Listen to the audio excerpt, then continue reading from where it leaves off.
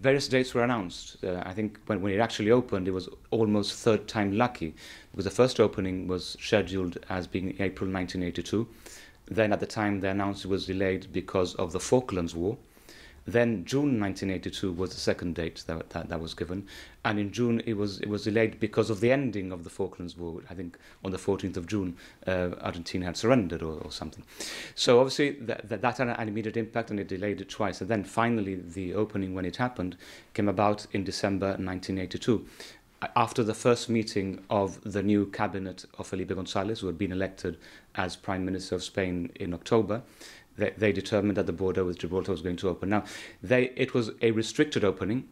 It was only for Spaniards who could cross and British residents of Gibraltar who could cross. So it meant that tourists, for example, could not come into Gibraltar. And also no goods were allowed across. And here it had a serious economic effect, because it meant that whereas people before had bought and spent money in a sheltered economy and the money remained in Gibraltar, for the first time that money was draining away into Spain. People would go to restaurants or would go on holidays or what have you, and were spending money in Spain at a time when money was not being spent in Gibraltar in the other direction. So there were concerns at the time because of that as well. How would you describe the effects of the opening of the frontier on the communities on both sides? Because of course, over the 35 years that it had been closed, resentment had been created. Well, bear in mind the border was closed for longer by a democratic Spain than it had been closed by Franco's Spain. Franco had died in November 1975.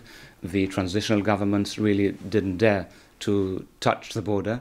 And when the socialists came in, they took the view that they were going to open it for humanitarian reasons. So they had a more humanitarian approach. And I think you see that over the years. I mean, generally speaking, there have been ups and downs regardless of who is in government in Spain. And the overall policy remains the same one regardless of who is in government. But I think the socialists traditionally have had a more humanitarian approach. And you saw it with the opening of the border, the partial opening of the border in December 1982.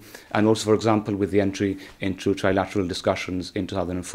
So I think there was a difference in approach, perhaps, but not in substance. You say there have been highs and lows in the time that the frontier has been open, but I think the worst thing is the fact that it's been unstable and unpredictable. I think Spain has always used the border as a political weapon against Gibraltar.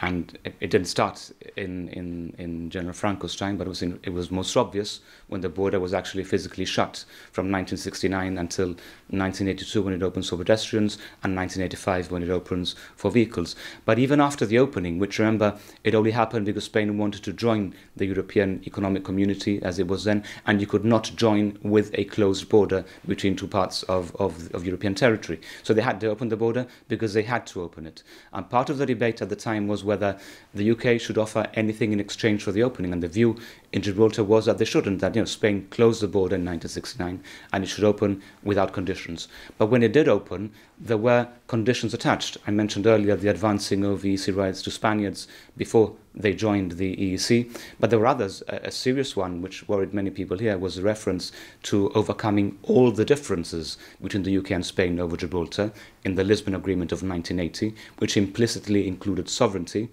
And 4 years later, in the Brussels Agreement of 1984, which actually opened the border for vehicles the following year, their sovereignty is mentioned explicitly for the first time. So the view here was, well, look, the border closed because we would not discuss sovereignty with Spain, and then it opens because we agreed to discuss sovereignty with Spain. It was a very strong and a very powerful argument at the time. When Spain misbehaved, we had the EU to wrap knuckles. Brexit, of course, is going to change that. What effect do you think this will have? Well, one of the things that we're working very closely on with the United Kingdom government, as you know, is a question of Brexit and the border. And we've looked very closely at other borders that the United Kingdom is responsible for. We've looked at the borders between different microstates and the European Union, Andorra, San Marino, Monaco, all these territories are small territories, and all of them have borders with their neighbouring states.